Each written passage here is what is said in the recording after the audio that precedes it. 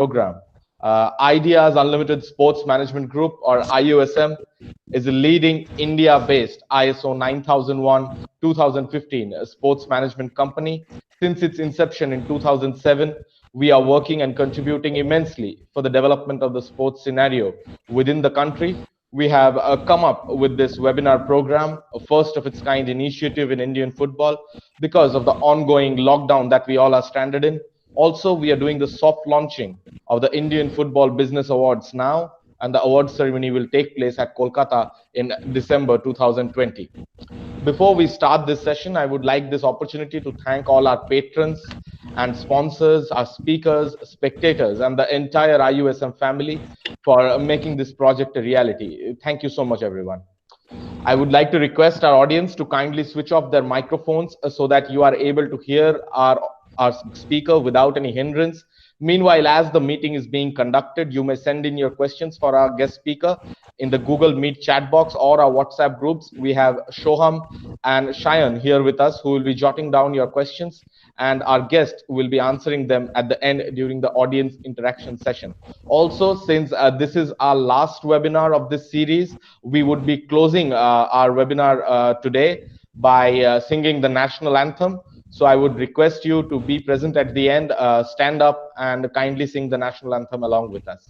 So without further ado, let us start today's webinar. The topic for today's session is strategic management in football organizations. We have with us to speak on this topic Academic Relations Head, Sports Management, ISWBM, Mr. Ankan Banerjee. Thank you so much, sir. Thank you for our invitation. Thank you for accepting our invitation and agreeing to share your valuable knowledge with us. Thanks for being a part of this. Thank you. Thank you. Sir, before I start with our questions and before I let you go into your presentations, if you could please give us a sneak peek into your journey thus far. Okay. Uh, so what I shall do, Indranil, is uh, I shall take the audience through my journey, and from there itself I shall start my topic. Would it be Sure, okay? sir. Sure, sir. Okay. Okay. Sure. Thank you. So, uh, at the very outset, I would like to thank Ideas Unlimited Sports Management Group. I know them for quite some time, Ideas Unlimited and Mr. Sanjay Srivastav, and I must appreciate them for the great work that they are doing at the grassroots development of football in our country, especially in the eastern part and the northeastern parts of our country. They are into grassroots development, they are also into elite sports, they are working with various organizations. So I must congratulate them, I must appreciate the hard work that they are putting in for not only for doing the grassroots developmental activities, also for putting up this particular webinar. So I'm Ankun Banerjee. Uh, I I am right now working in IISWBM as the member of faculty. First, I shall take you through, my journey in the sports industry. I have some experience working in the sports, in the business of sports of our country. So I joined the sports business in the sports industry in 2008, and my first organization was Competitive Research, which is the market research arm of IMG Group of companies. And competitive research is basically into your sponsorship evaluation research. What is that? Mainly the sponsors, they are investing in various events and they want to understand whether their investment is worthwhile or not, whether they are getting the right kind of exposure, they are not getting the right kind of exposure, how to improve the sponsorship fate, right? Or whether that is the right event for them to continue their investment, or they should focus in some other event. So all these things are done by the, all these researches are done by the competitive research. So that is the work of the competitive research. But always I wanted to work for the promotion and development of Indian football. So my next organization was All India Football Federation.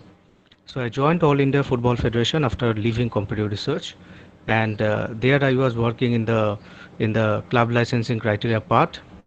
I was looking after the club licensing criteria, and during the transition from the National Football League to I League, and I was also looking after the grassroots developmental activities in certain areas of the country.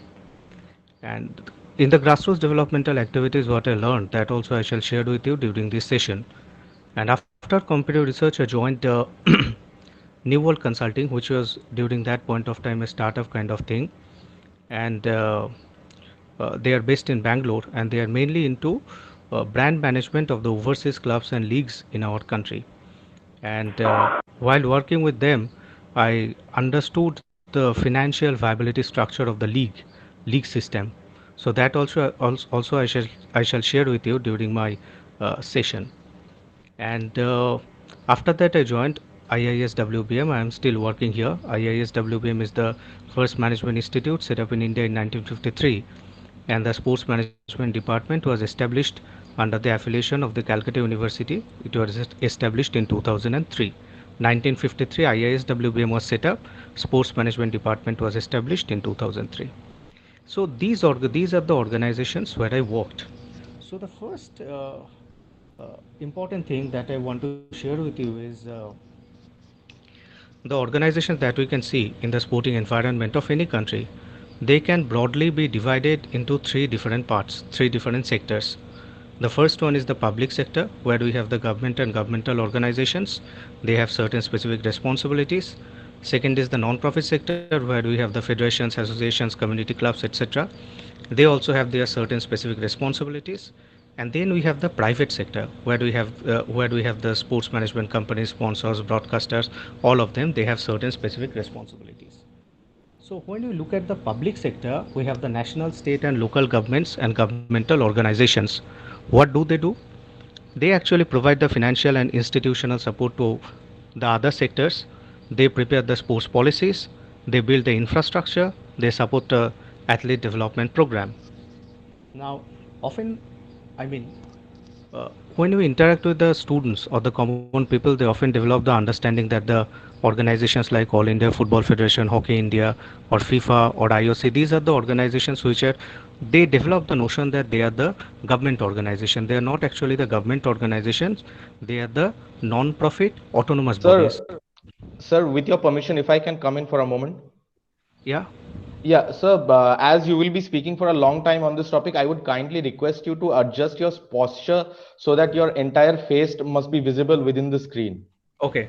Can you see Okay. me now? Yeah, this is perfect, sir. Please stay in this posture as we will be uploading it later, so it will be a problem for people to see you correctly. That's why I insisted. Sorry for the interruption, sir. Please go ahead. Just a moment. Is that clear now? Yeah, absolutely, sir. Okay. So the second one is the non-profit sector, where we can get the where we can get the federations, associations, community clubs, and they have certain specific responsibilities. For example, they organize competitions at the grassroots level, they regulate competitions, they organize elite competitions, they produce elite athletes, etc.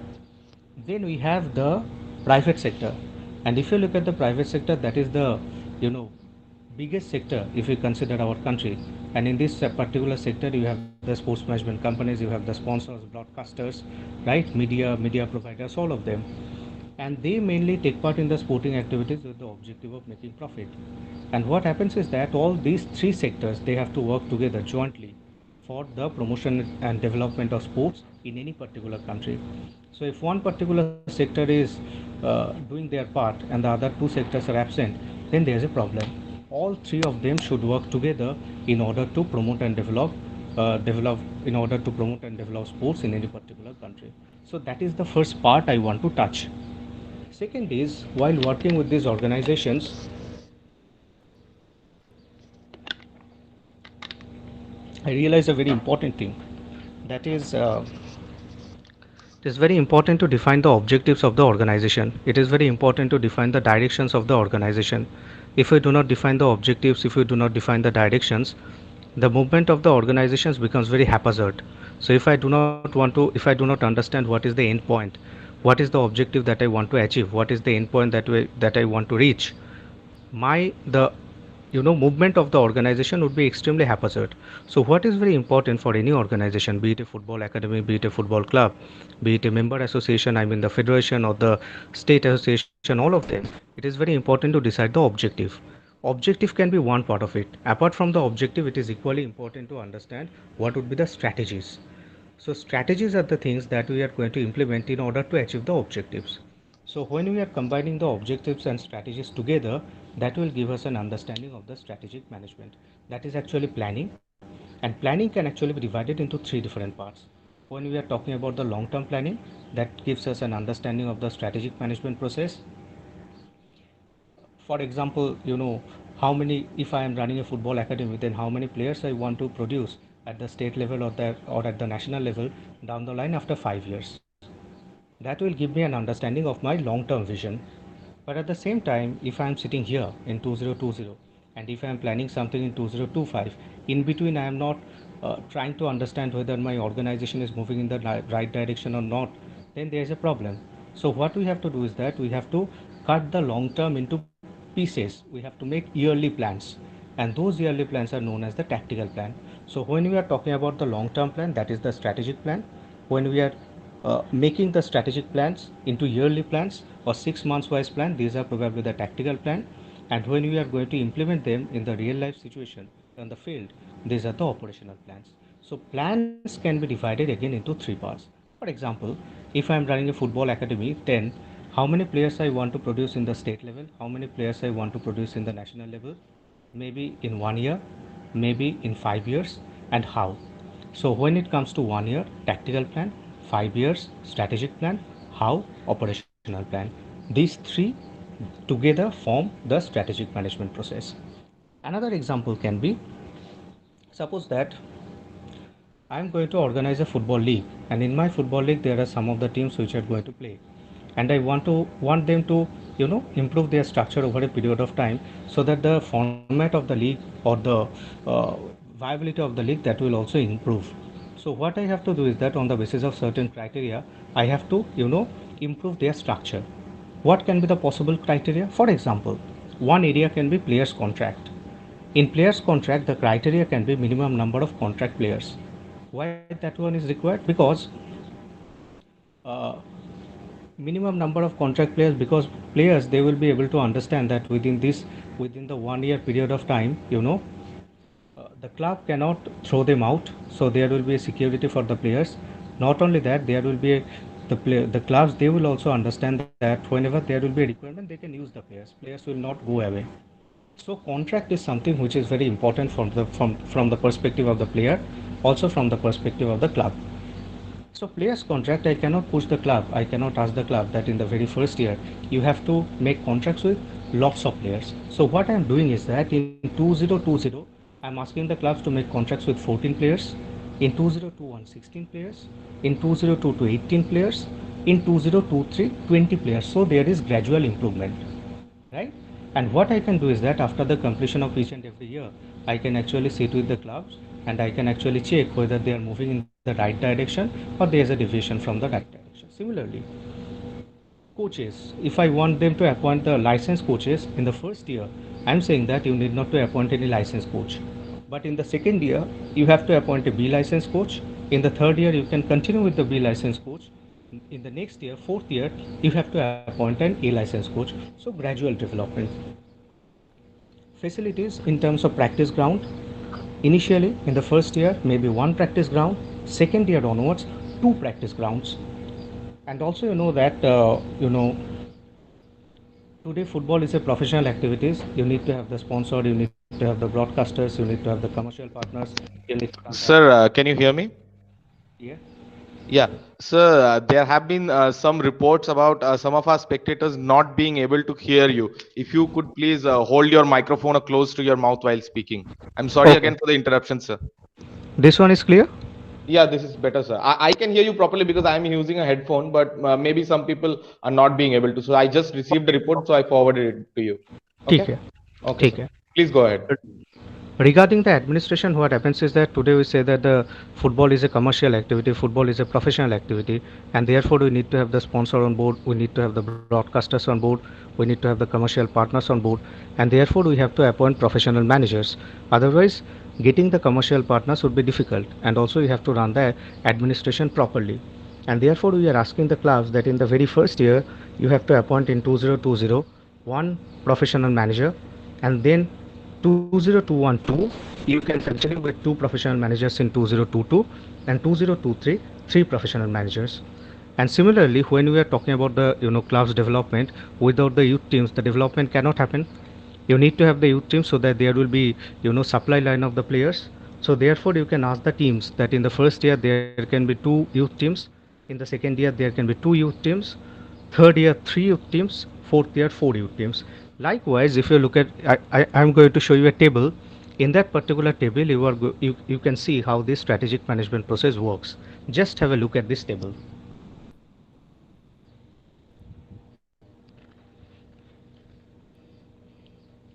Can you see this? Can you see this? Yes, I can see. I can see.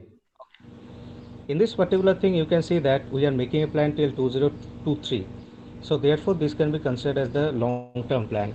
But the long-term plan cannot be achieved without making the short-term plan. So what we are going to do is that we are making the yearly plan. So by the end of each and every year, we can see it and we can see that whether the objectives are being achieved or not. So this will become our key performance indicators. On the basis of the key performance indicator, we can actually judge whether the organization, whether the entire league is moving in the right direction or there is a deviation from the right direction. In case there is a deviation from the right direction, we have to take the corrective measures. Okay, so this is a framework for the strategic management process and how it can be applied in the field of football management. Okay. Yes, sir. Sir, if I could please ask you something, that the picture that you just showed us, will it be possible for you to send us this picture after the program? Because there are some people complaining that they couldn't view the picture properly. So maybe they require it for some study purpose. If you could please forward it to us and we can then forward it to all our spectators. Will ठीक that है, be okay, ठीक है. sir? I Okay. shall surely do that, but you Okay. can have a look again if you can see this. If you can see this. So this is nothing but the long-term development plan. When you are talking about the club's development, you won't be able to make the development in a short period of time. So what you have to do is that you have to make a long-term plan till 2023. But these targets cannot be achieved without making the short-run plan. So therefore you have to make the short-term plans as well, yearly plans. And what you have to do is that after the completion of each and every year, you have to sit and you have to see whether you are achieving the objectives or not. If you are not achieving the objectives, then you have to make the corrective measures, right? So these will become the key performance indicators on the basis of which you are going to evaluate whether the organization is moving in the right direction or not, right?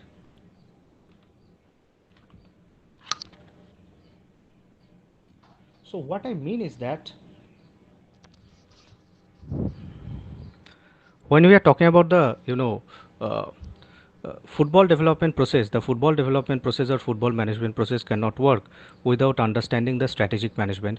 Strategic management not only will give you an understanding of the long term management and how the long term management can be divided into short term management processes, but at the same time it will give you a key performance indicators on the basis of which you are going to evaluate whether the organization is moving in the right direction or there is a deviation from the right direction. In case there is a deviation from the right direction, you can take the corrective measures.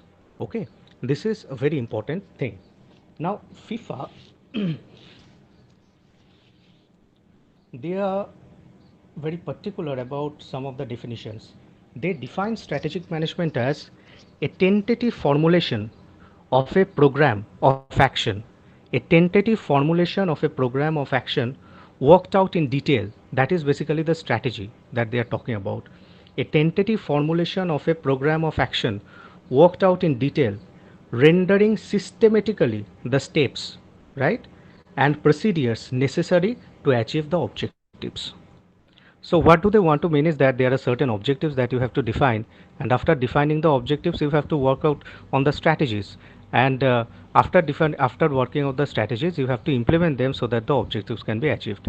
That is their definition of strategic planning. Okay, so there are certain important areas of strategic planning. Why strategic planning is required? you know the first important point is very important. According to FIFA, it says that it forces a shared vision by management for the future of business. Shared vision, these two words are very important. Why? Actually, if you are going to look at the football organizations, you can see that there are various stakeholders who are associated with the football organizations, and their requirements are entirely different. So uh, The players, they are also your important stakeholder. They are having certain requirements. The sponsors, they are also your important stakeholder. Their requirements are something different. The broadcasters, they are also your important stakeholders. The media, they are also your important stakeholders, and all their requirements are different. The requirement of the fan and the requirements of the, you know, sponsors, that will never match. The requirements of the sponsors and the requirements of the media, that will never match. The requirements of the sponsor and the requirements of the, members, that will never match. And all these stakeholders, what they will do is that they will try to evaluate the performance of the organization in their own way. They will think that the objective of the organization, football organization, is nothing but their objective. The sponsor may think that the objective of the football organization that you are running is to provide them exposure.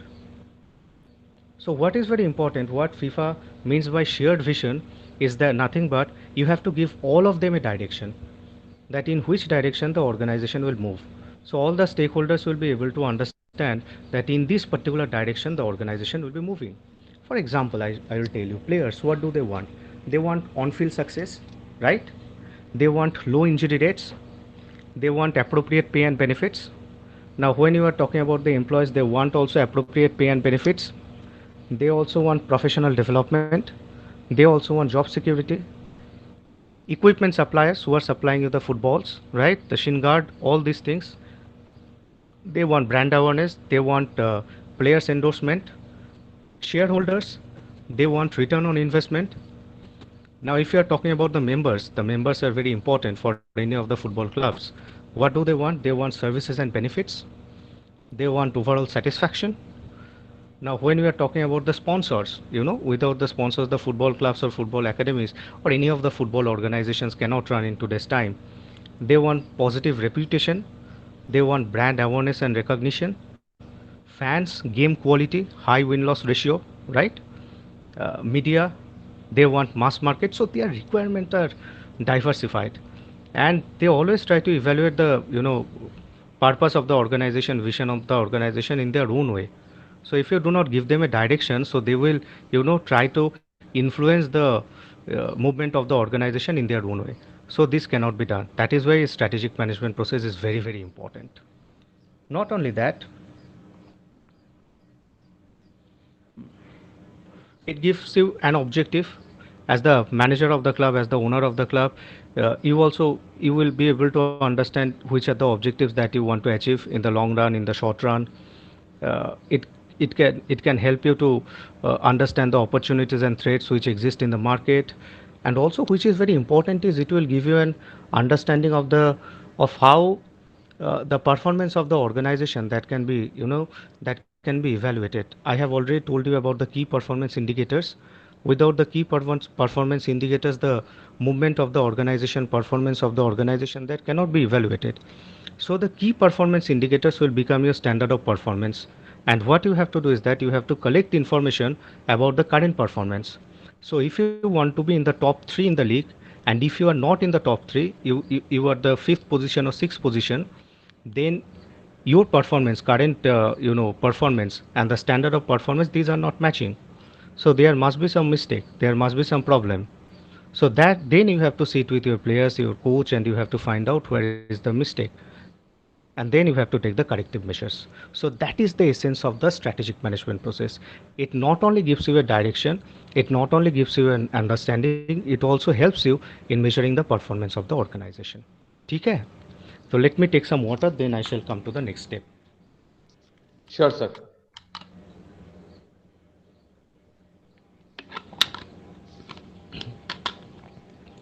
The other important thing,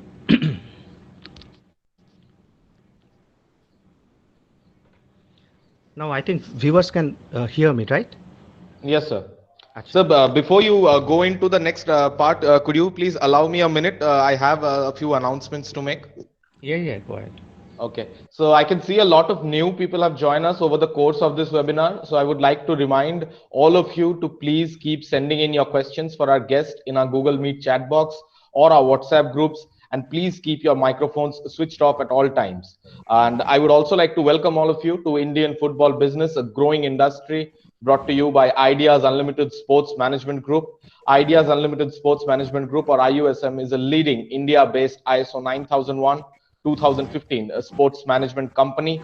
Since its inception in 2007, we are working and contributing immensely for the development of the sports scenario within this country. We have come up with this webinar program, a first of its kind initiative in Indian football, because of the ongoing lockdown that we all are stranded in. Also, we are doing the soft launching of the Indian Football Business Awards now, and the award ceremony will take place at Kolkata in December 2020. I would also like to take this opportunity to invite our esteemed guests today to the Indian Football Business Awards that will be held in Kolkata. Sir, it would be a pleasure having you there.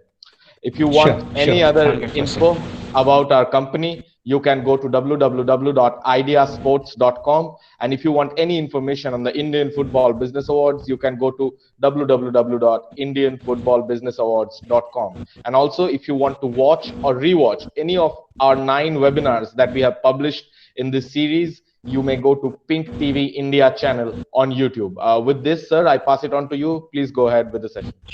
Thank you, thank you. So, uh, I have already told you the importance of the strategic management process. That not only it gives you a direction, but also it gives you a understanding of the key performance indicator on the basis of which you are going to evaluate the whether the organization is moving in the right direction or not. There is one, very important thing that many of the people they make the mistakes while making the strategic management process. They often think that strategic management means we have to decide the vision, goals, and the action plans. We have to understand what is the direction in which the organization will move, and what are the strategies that we are going to implement so that the objectives can be achieved. But there are two important things that should follow this. Often, the management, many of the management of the football organizations in our country, maybe sometimes, I have observed that they often forget these two important, very essential elements. The first one is the resource management. What is resource management? It is nothing but the human resource, financial resource, information. I mean, when you are going to organize a football tournament, or when you are going to organize a trial, open trial, maybe, then you have to provide the information, more and more information. Otherwise, the right kind of talents may not come. So, dissemination of the information is something which is very important. So, the second important thing is the resource management. And the third important thing is the performance management, that whether the organization is going in the right direction or not, that also you have to decide, that also you have to understand. So three things in the management process we have to understand. One is the strategic management, followed by resource management, followed by performance management. uh, just have a look at this. If you can see,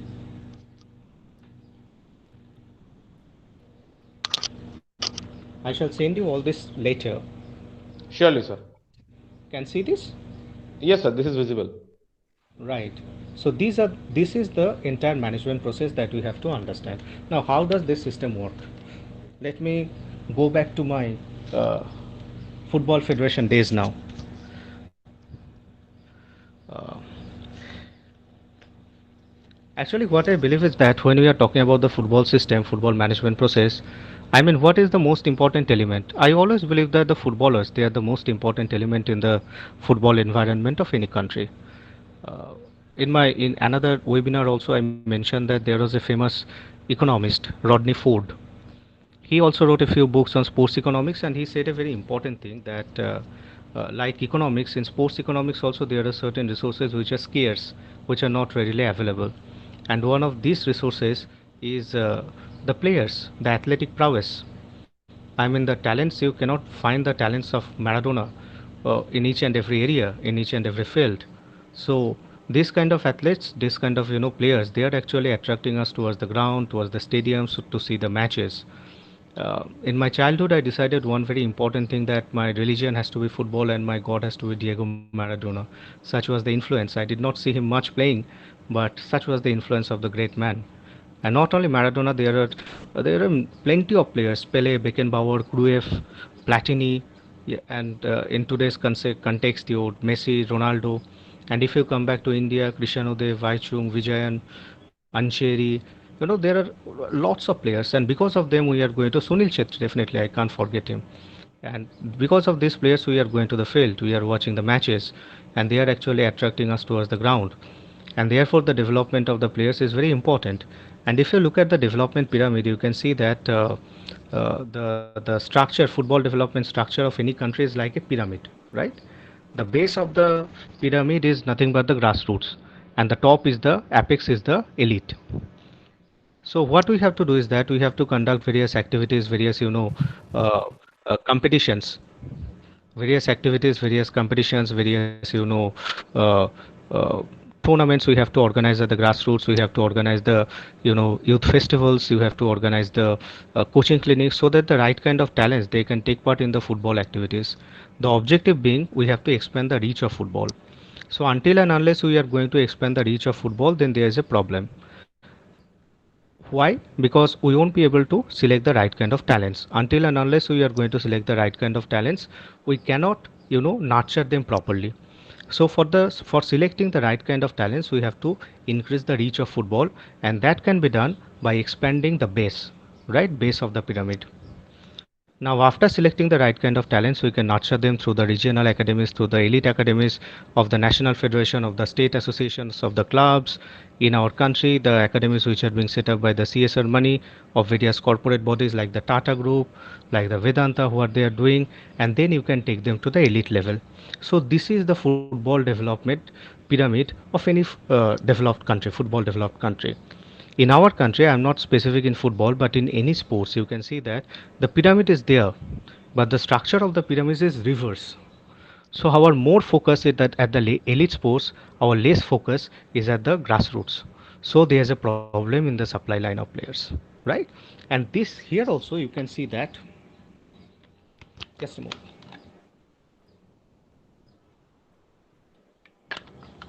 Here also you can see that there's a requirement of strategic management process.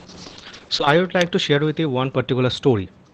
you know uh, an open trial was happening in a rural part of Bengal, rural part of India, not in Bengal, in some other state in India. And that particular open trial was conducted by one of the sports management companies. And to organize that open trial properly, successfully, they hired a Spanish coach. Then the Spanish coach came, and before the start, I happened to be there in that particular ground. And before the starting of the trial session, I had a discussion with the Spanish coach about the football development. And what I figured out that the Spanish coach could speak in his English was not very fluent, whatever, that is one part. But why I'm saying that, there is a reason behind it. And the Indian coaches were there, but they were not around. They were actually conducting the trial sessions in some other fields. So that was actually happening. That trial session was actually happening in a remote place. So what happens is that the boys who came there, most of them were the tribal boys, and they could not understand any other language except their own language. So apart from conducting the trial session, the Spanish coach was also giving them some direction that you go forward, you go backward, like this. But the tribal boys, they could not understand what is happening there, what the coach is trying to say. So what was happening? The funny incidents that took place. The coach was saying the charge, push, but the boys could not understand. They were actually moving backward. When the coach was saying that through towards the wings, they were actually moving towards the midfield. So coach was furious, and coach actually asked me whether I could translate. So I also did not know the tribal, I mean the language of those boys, so I could not. So this is the problem that we are facing. We have the expertise. We have to take the expertise of the foreign coaches, but at the same time, we have to raise the Indian coaches. When we are talking about the raising the Indian coaches, because in this kind of situation, we don't need the translators. Translators won't help us. We need to raise the Indian coaches who can match up to the expertise of the foreign coaches, who can understand what the foreign coaches they are trying to say, and they can implement the advices of the foreign coaches as per the requirements of the Indian situation. This cannot be done only by a translator. You need to raise the coaches, which is very important. Am I audible to all of you? Yes, sir, you're perfectly audible. Please continue. Okay. So this kind of thing is something which is very important, and this kind of problems, this kind of communication problems, these are also happening. So what is important is when you are taking the foreign coaches, we have to understand that their expertise we can take, but their expertise should be implemented, their expertise should be, executed as per the requirements of our country. And that is why we need to have the Indian coaches, the Indian coaches. And when it comes to the grassroots development of football, there are many other important aspects that we have to look into. For example, coaches education, I have already mentioned that at the elite level, at the grassroots level, coaches education is something which is very important. Apart from that, the nutritional level, when you are selecting the players, we have to do the diet analysis. When they are going to play in other countries, in the foreign countries, we have to make them understand what kind of food they can take, what kind of food they should not take, right? Sports medicine, which will actually help you to sustain their performance over a period of time.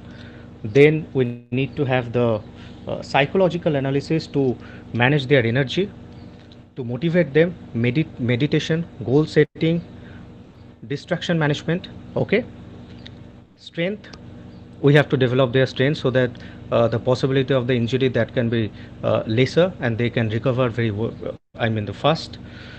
Physiological, that is also important. And also we have to understand how technology can help us in the entire procedure.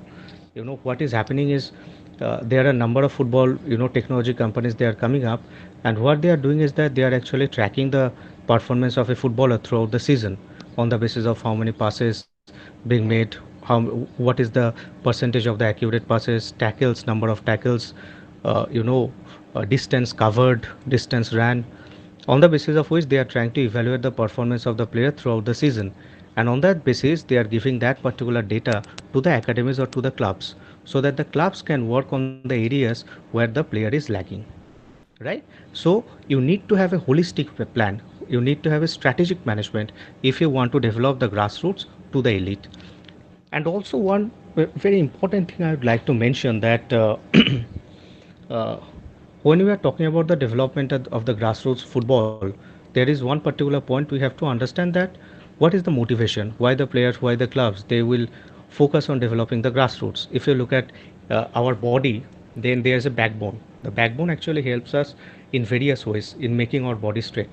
Now, if you look at football, any of the football team, you can see that the football team, that is also, there's a backbone. What is the backbone? The goalkeeper, center defender, I mean the stopper, central midfielder, center forward.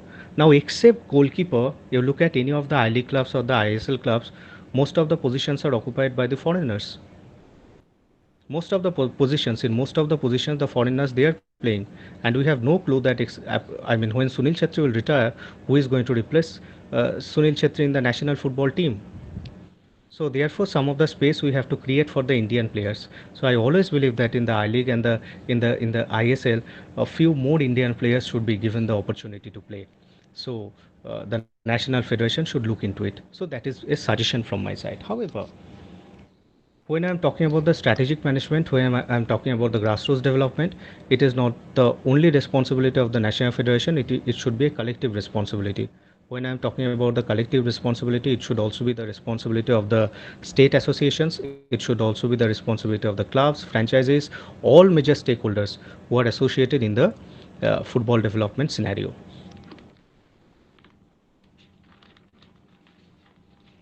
Now, FIFA again,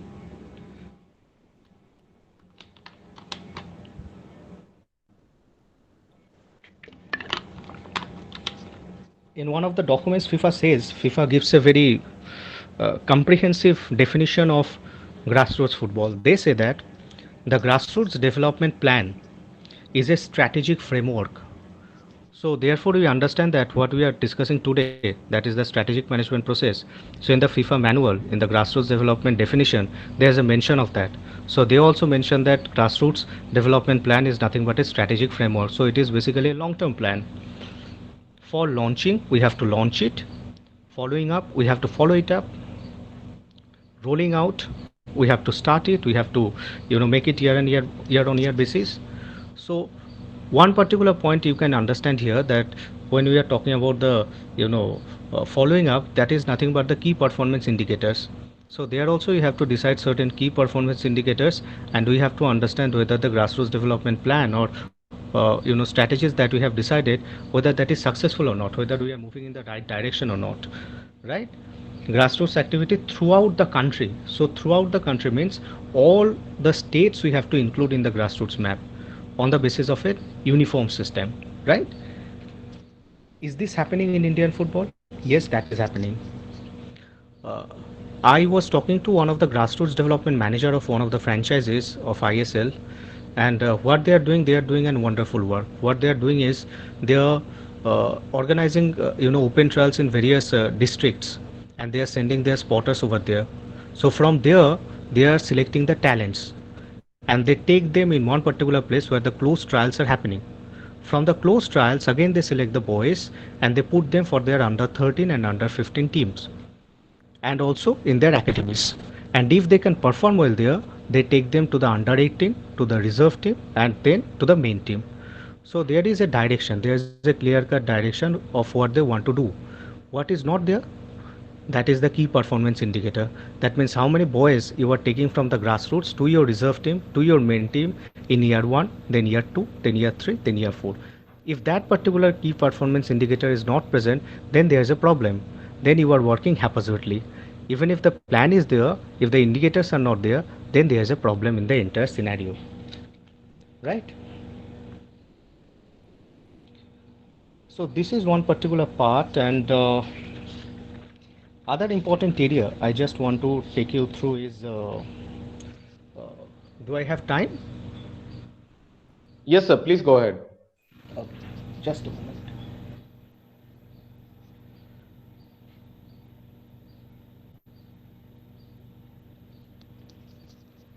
The other important point where the strategic management that can be applied, the example that I would like to give to you is how the financial viability plan is being done for the league, for various leagues, professional leagues which have already been introduced in our country, for leagues like ISL, right? In this kind of league, what happens is that the organizers of the league they generate one part of the revenue by selling the sponsorship right, by selling the broadcasting right, by selling the internet and mobile rights, by making partnership with the YouTubes, and that particular part of the revenue is known as the centralized revenue pool. A part of the centralized revenue pool is retained by the organizer, and the remaining part of the centralized revenue pool is being distributed among the participating teams or franchises to make them financially viable. And on the other hand, your teams, the individual teams, they can generate their you know uh, revenue by selling the sponsorship right of the team through get receipts, through merchandising, through prize money, through in-studio advertisements. So that is known as the decentralized revenue pool. So when we are talking about any such kind of league that we are going to introduce, uh, then the financial plan that is also important. And when we are talking about the financial plan of the league or financial plan of the club, there also the strategic management process seems to be very important, right? I'll just show you the diagram, you just have a look, later I shall send it to you.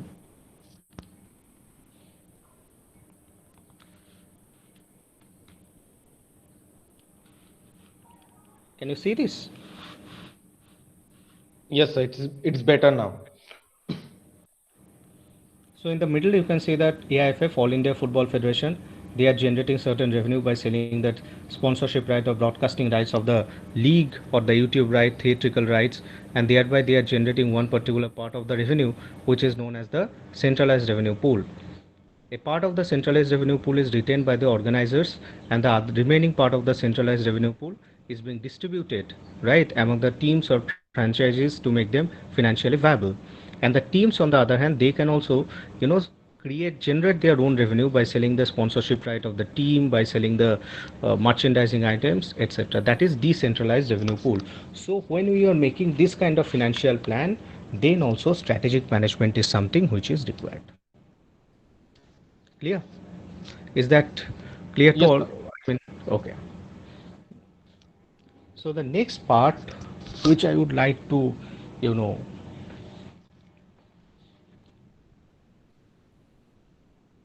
just give me a minute. Yes, sir.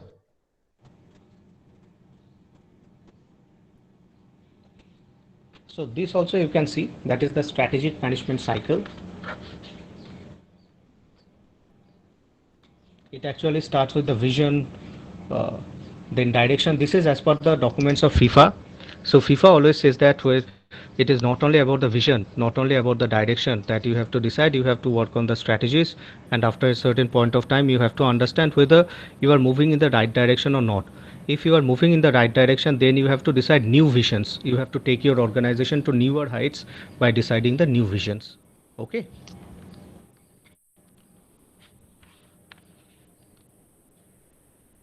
And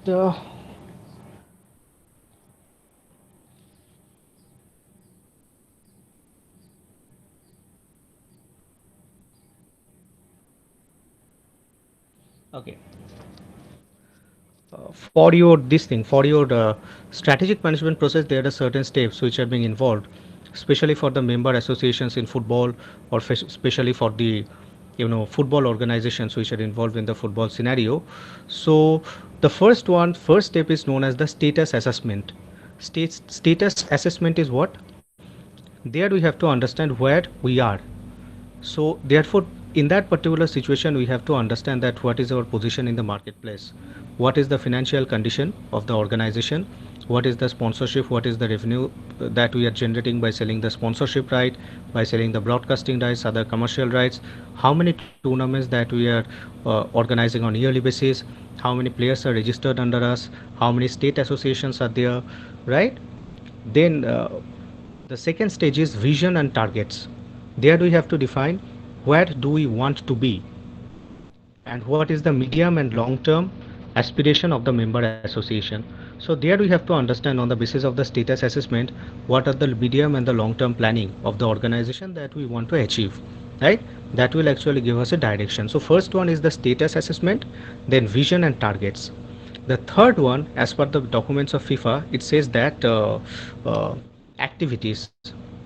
Activities means how, right? We have already decided the vision and targets, then how those vision and targets that can be achieved, what activities should be conducted by the member association to fulfill the vision.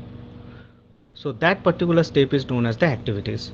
And after the activities, we have to understand the master plan. In the master plan, not only the strategic management, we have to focus on the financial management, we have to focus on the human resource management, we have to focus on the performance management, and then the implementation and monitoring process will start, right? So this is the document as per the FIFA. So these are some of the theoretical framework and some of the examples that I have already given you on the strategic management and how the strategic management can be applied in running the football organizations. I'll just take you through one or two more examples maybe that will give you a clear understanding of how this should happen. Just give me a minute. Yes, sir.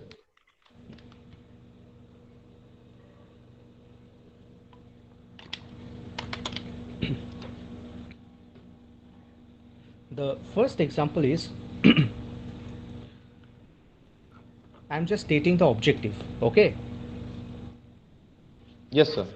The objective is uh, for the member association. For example, if you are going to work for National Federation of the State Association, number one is positive profile. What do you mean by that? To improve the credibility, visibility, and profile of football organization within the sports structure. So what you are going to improve? You are going to improve the credibility of the organization, visibility of the organization, and profile of the organization within the sports structure of the country, the community, and also the corporate. So basically what you are trying to do is that you are trying to make a change in the perception about your organization, about Indian football, and that is why this particular objective that you have stated. And what is the key results? One of the key results, one of the performance indicators, that is increase membership by 10 members by the end of 2021. So what you are going to do is that you are going to increase the membership by 10 members by the end of 2021. So what will happen is that by the end of 2021 you can actually sit and see whether this particular target has been achieved or not. If achieved, then okay, otherwise there must be some mistake, you have to make the corrective measures. Then what would be the possible strategies? Review the admission to membership procedures to make them simple and not complicated and bureaucratic. So many a times what happens is that when you are going to be a member of any of the state association or any of the national federation, you may feel that the membership procedure itself is very complicated, very bureaucratic. You have to go from one particular stage to another stage to another stage, and understanding the documents, legal uh, sentences are very difficult to understand, and the membership structure sometimes are very difficult to understand, to comprehend. So what happens is that you have to review that entire process. Not only that, clarify the governance and membership structures and procedures, and then deliver information to the interested parties or stakeholders. So it is not only about reviewing, it is not only about modifying, it is also about providing information to the interested parties. If you are not providing the information to the interested parties, they won't be able to understand how the membership structure, how the membership process will do. So these are the some of the strategies, and after the strategies, what you are going to do, then there is a requirement of the budget. So what is the requirement of the budget? Certain amount of the budget you are, for example, I just give you a tentative number, that 5 lakhs rupees for consultation with the uh, for taking the advices from the experts who can understand the entire process, maybe the legal experts, and certain amount of money for providing the information, for information campaign. You have to provide the information to the people, you have to provide the information to the members who are interested there. So this would be one particular example of how the strategic plan can be implemented in the football organization, right? This can be one example. uh, I shall just give you another example, and then I complete my lecture, and then we shall.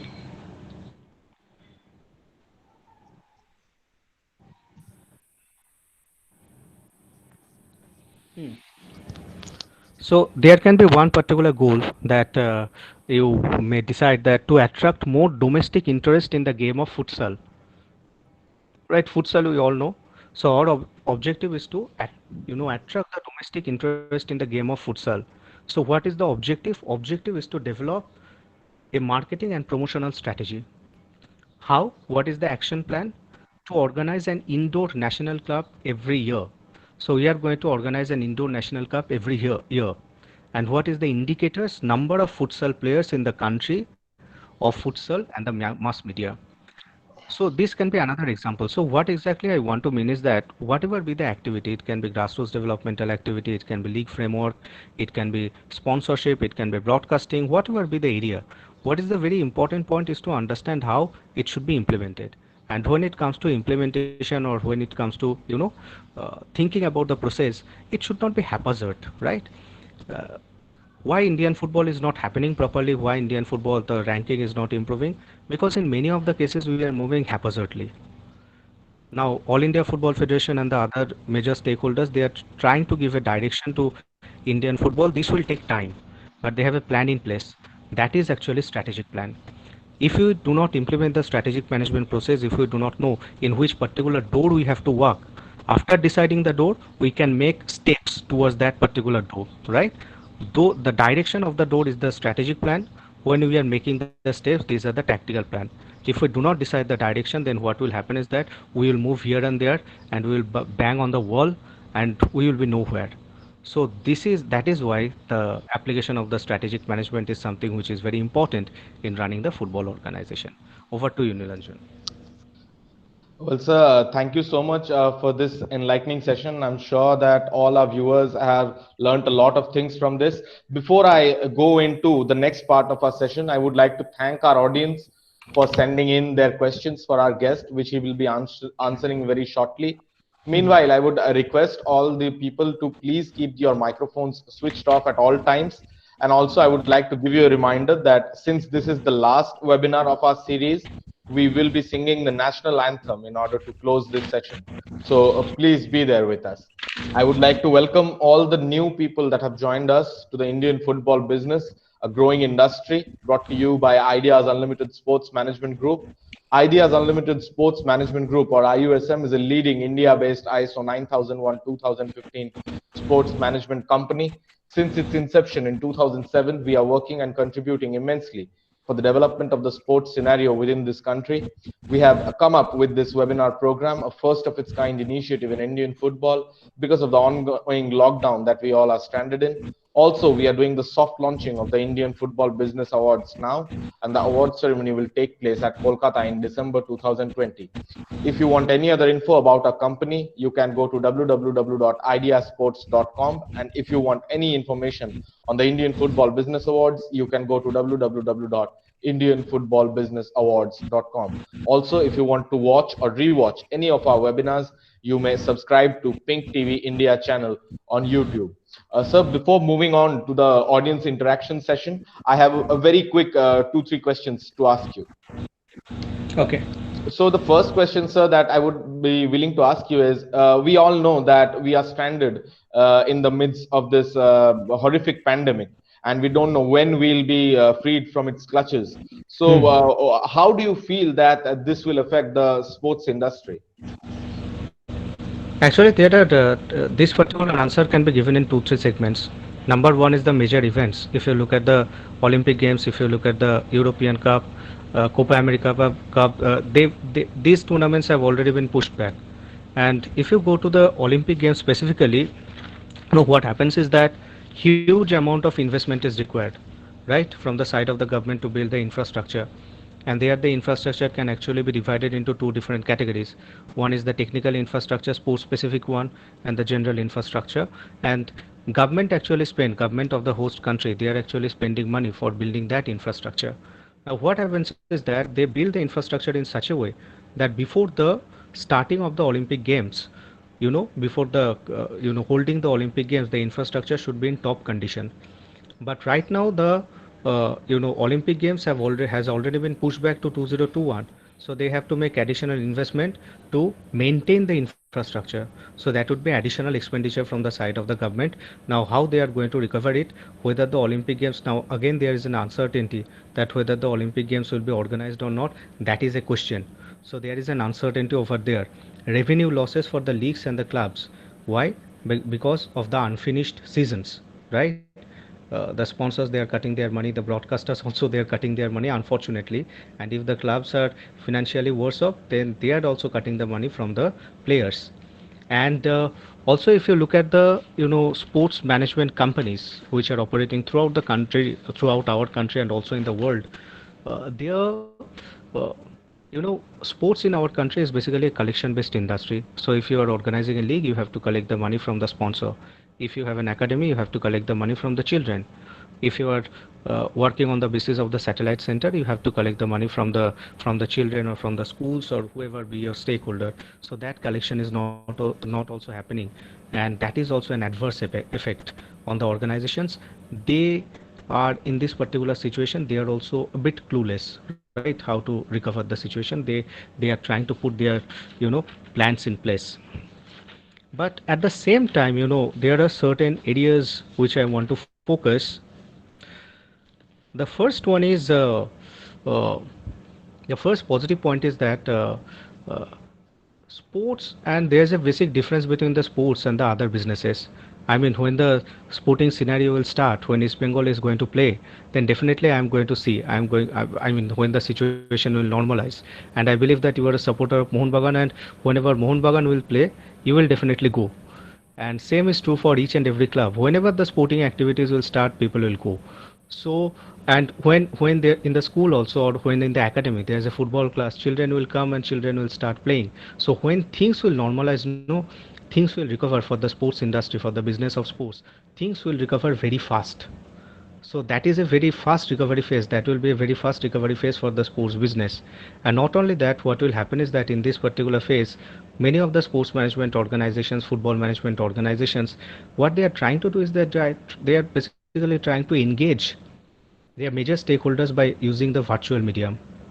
They are actually engaging them by doing various activities, by conducting the webinars, by conducting the meditation sessions, workout sessions. They are trying to engage their stakeholders. Otherwise, what I observed in many cases, uh, for the football organizations, for the clubs, that these stakeholders, the relation just only exists on the ground, right?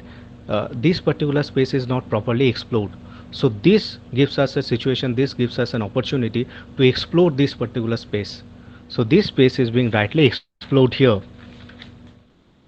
uh, so I believe that the things will definitely recover, and and the other important area is that people will look at the immunity stage. I mean, people right now people are more focused on doing different activities. Now I believe that after the pandemic is over, then people will concentrate on the sporting activities. They will take part on the sporting activities more in order to increase the immunity. So sports in a way at the present situation, due to coronavirus, due to COVID situation, the condition is not very good, the picture is not very rosy, but sports business will recover very soon once the situation will normalize. That is my take on this. Well, sir, moving on, I would like to ask you, how was your experience of this webinar and in general of our company, the Ideas Unlimited Sports Management Group? Oh.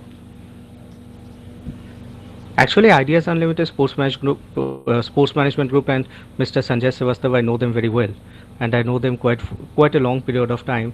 And what I like about them, they are not only focusing on the elite sports; they are actually working at the developmental stage. They are actually working on. They are actually conducting various tournaments at the grassroots level in football, not only in football, in wrestling, in kabaddi, in hockey, various disciplines. There they are selecting the talents, which is very important. If you do not focus on the grassroots, as I said, that in our country the development pyramid is there, but the structure is reverse, that our focus is more on the elite sports. When there is an ISL happening, IPL happening, we will definitely go and see. Otherwise, we do not take part in the sporting activities. There is no opportunity for the children to go and play. So that particular opportunity they are creating. So they are working at the grassroots, which is phenomenal. Not many companies are doing that. And not only that, they are organizing tournaments at the elite levels, and they are actually hand-holding the talents from the grassroots to elite. So they are creating a wonderful opportunity for the sports person, budding sports persons, to to to to move it to take a journey from the grassroots level to elite level. That is number one. And number two, why I am happy about them, that they are creating lots of opportunities for the professional sports managers. So whenever they are organizing the tournaments or any kind of sporting activities, they involve the professional sports managers instead of involving the volunteers. So that is something which is again commendable. So because of these two things, I like Mr. Sanjay Srivastav personally and Ideas Unlimited Sports Management Group very much. Thank you so much for your kind words, sir. Now, if I could please ask you the one last question before moving on to the audience interaction session. As you already might be knowing that Ideas Unlimited Sports Management Group is organizing the Indian Football Business Awards in December 2020, where not only will we be felicitating the people who we know in football, like the footballers and the coaches, but also the several other people who work tirelessly behind the scenes to make it happen. What are your views on these awards, sir? That is something which is very important. I mean, whenever we are talking about the awards, footballers are getting the awards, players are getting the awards, coaches are getting the awards. Sometimes the team owners are also getting the awards. No harm in doing that. They are the backbone, they should get the awards. But at the same time, there are lots of people, as you mentioned, they are working tirelessly behind the curtain. I mean, the sports, I mean, the entrepreneurs, sports entrepreneurs, they are there. If you are trying to get a sponsor, then sponsorship manager is there, team managers are there, facility managers are there. uh, there are lots of managers who are actually involved in this entire scenario, and they most of the time they remain unnoticed, right? In most of the times, when someone is asking in the sports management scenario also, the perception is very, you know uh, I mean, the perception is not very clear among the common people. When people know about that someone is working in the field of sports management, usually they ask before the starting of any match, that I actually realized the situation that mm, before the starting of a match in the PL, someone asking me, you are working in the field of sports management, so tell me who is going to win the match. So I used to tell the people that I am not a sports astrologer. I work in the field of sports management. So that particular appreciation should come, that particular acknowledgement should come, and that acknowledgement should come through this particular award. People will start realizing that football is not a passion anymore. For a group of people, that is also the profession. They are the football is the giving them the livelihood. and they are actually working tirelessly for the success, for the commercial success, for the on ground and off ground success of the organization. So they should also be acknowledged. That is why I must say that this particular event should be very, very successful, right? That is my view on that. Thank you so much again, sir. Sir, now we would like to move into our audience interaction session where our guest speaker for today will be answering some questions from our viewers. Soham, if you could kindly help our guest out with the questions, and sir, if you could kindly answer them. Sure. Thank you so much, Indranil. Sir, can you hear me? Yeah, I can hear you, Shaham. Go ahead. Sir, thank you so much for so graciously sharing your all your experience and knowledge with all of us. I'm sure you're having a great time as we are having listening to you. Thank you for giving me the opportunity. Sure, sir. Sir, we received a lot of questions in our inbox. Sir, keeping in mind the paucity of your time, sir, we have selected the best questions relevant to the topic. So, without further ado, I would just jump into the questions. Hmm. So the first question is from Karthik Khatri. He says, "How difficult it would be for us, as we have just started our football club to get a sponsor. They have started a new football club, so how difficult is it for them to get a new sponsor?" Hmm. Actually, Indian football, uh, what I can tell you that in Indian football, not many organizations they are making money, unfortunately. So when you are talking about a new football club getting a sponsor on board, maybe in certain cases that may be difficult. But what you can do is that you can approach some of the local, local companies where your club is, and instead of getting a sponsor on board with a huge money, what you can do is that you can try to get some sponsorship in kind also, which will actually reduce your expenditure. So if you can reduce the expenditure, then probably the sponsorship fee that will also may come down to certain extent, and getting a sponsor from the local community, that possibility will also be increased. But at the same time, I would like to tell you that it also depends on the competitions that in which you are playing, whether you are playing in the I League, in any of the divisions, whether you are playing in the local leagues. So I don't have any proper understanding of what your club is doing right now. If I have more understanding of the activities of your club, I can suggest you better. But my suggestion would be at the initial stage, go for sponsorship in kind, try to reduce your expenditure, and then from the local community try to uh, get some sponsor on board. I'm sure Karthik will keep these tips in mind while he starts his new club. So the new next question is from Rohit D'Souza. He says that the broadcasting right revenue are not being shared with the clubs. How can you come up with a strategy to tackle this? Which league? In which league? I think he's talking about the Indian League. I mean, first of all, you have to understand whether the centralized broadcasting right is a part of the centralized revenue pool. You have to understand whether the organizer they are actually making any money from the broadcaster or not. Sometimes what happens is that the broadcaster by default they are the organizer of the league. I am not naming anyone, but if you just search, you shall be able to understand what I mean to say. So if the broadcaster is a part of the is by default is an organizer, then the organizers, I mean the from in the centralized revenue pool there is no money coming from the broadcaster, so itself the centralized revenue pool becomes very weak. So sharing of that particular money to the teams would be difficult, and sometimes what happens is that it works also in a revenue sharing model. So broadcasting money, the organizers they are actually sharing, they are actually giving the rights to the broadcaster on the understanding that whatever money that they will be able to generate by selling the advertising slots. Just a moment. He's writing something, no? Shoham? He's writing something. I can't hear you. The Rohit says that the broadcast is the organizer. So is this a good strategy going forward? I can you come again? Rohit says that the broadcast is the organizer. So this a good strategy going forward? No, it's not a good strategy, because if the broadcaster is the organizer and they are not actually paying the money to the, they are not contributing to the centralized revenue pool, what will happen is that the clubs will become, financially vulnerable. Broadcasting money in today's context is they are contributing the maximum amount of money for the financial viability of the leagues and the clubs, and league they cannot operate in isolation until and unless you have the clubs in proper structure.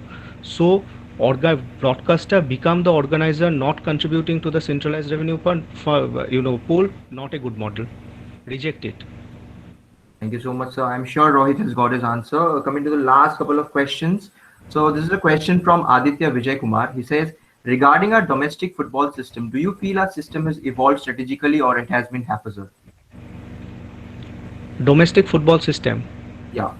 Do you think that our system has evolved strategically or it has remained haphazard? Acha, there is always a clash between the I League and the ISL. Now, All India Football Federation, National Federation, and the AFC, Asian Football Confederation, they have found out an alternative. But I am not also very sure what will happen to the I League clubs. But at the same time, we have to understand what will happen to the local leagues. Local leagues means, I mean, local leagues, they are not their popularity is being reduced to many fold. So what we have to do is that we have to, what I believe is that the local league should be developmental league, where the under 21 boys should be given the opportunity to play. Many of the clubs, they have their under 21 teams, and apart from them, two or three players from the main squad, they should play in the local leagues. So what will happen is that local league will be a platform for the young talents to showcase their talents, to showcase their athletic prowess, and from there, the maybe the ISL franchises and even the I League clubs, they can select their talents properly. And apart from them, I believe that also we have to focus on the grassroots developmental activities more. We are doing grassroots developmental activities in certain states, but many of the states are not included in the grassroots development map. So if you consider ISL wise, if you consider national team wise, yes, there is a plan. But if you are talking about the domestic football, local leagues or grassroots development, we are a bit haphazard. Before coming on to the last questions, I want to thank all the viewers for sending in so many lovely questions. I'm very sorry I couldn't take all of your questions. So coming to the last question, it's from Anjali Shah. She says, shouldn't does it make sense to start top first and then bring in youth teams? Shouldn't it be the other way around? Start with youth teams, keep your costs down, and then give the academy trained players a chance to play in the main team. I can't get you. So she says that should clubs and teams start with youth teams and keep their costs down? Should it be a strategy? Should they give their academy trained players a chance to play in the main team? Actually, it entirely depends on the objective. As I said that in the strategic management, you have to decide the objective. What is the objective? If you are talking about a franchisee, the objective of the franchisee is to play in the ISL. So after playing in the ISL, they can focus on the youth team, and then when you are talking about the I League teams, their main objective is to play in the I League. Then focus on the youth team, right? So it entirely depends on the focus. What is the focus? Some of the teams, I know that in Bangalore there's a team, they only focus on the youth teams. So that is their objective. So it entirely depends what is your objective. If you're asking an ISL franchise or I League club that you first start your youth team and then you eventually go to the main team, that won't happen. So it entirely, you decide your objective first. What is your objective? Where do you want to play? What is your focus area? Grassroots, elite sports, where?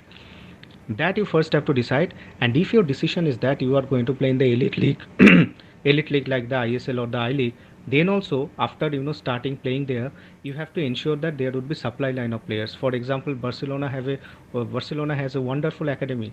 Real Madrid has a wonderful academy. Likewise, you have to establish your academy, establish your supply line of players. But what would be your objective, whether the youth team or the main team, that entirely depends on in which particular league or tournament you are going to play. Thank you so much for that answer, sir. Thank you so much for doing this, sir. It was really a pleasure conducting this session with you. Back to Thank you, you Indranil. so Thank you so much, Soham. Thank you for helping us out with that, and also to our wonderful viewers for their lovely questions. So, before we let you go, I would like to close the session. And before that, as I mentioned before, that we would like to sing the national anthem, as this is the last of our sessions in this series of webinars.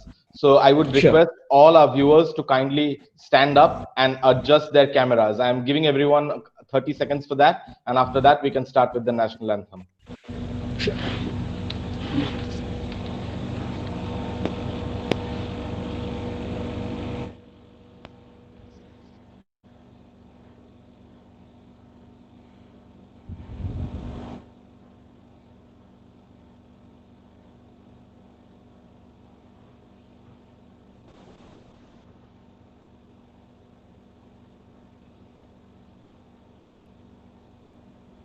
So I hope everyone is ready.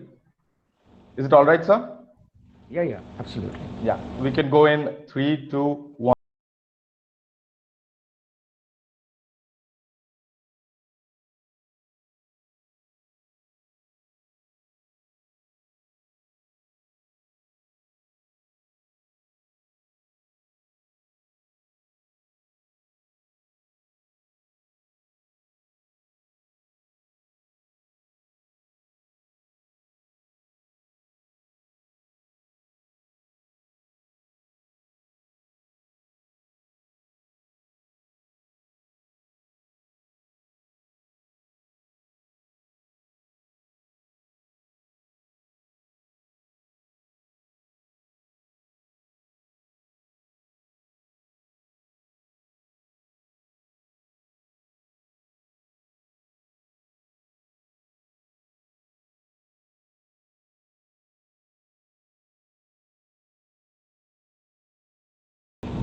Thank you so much, everyone. Sir, before I let you go, I would like to thank you once again for joining us today, for giving us your time. It was a pleasure talking to you. Thank you so much to all our esteemed guests who joined us, not just today, but throughout the entire course of this webinar series. Big thank you to everyone who joined us, all our viewers. And thank you so much, sir. Take Thank care you. and stay safe, everyone. Goodbye. Thank you. Goodbye.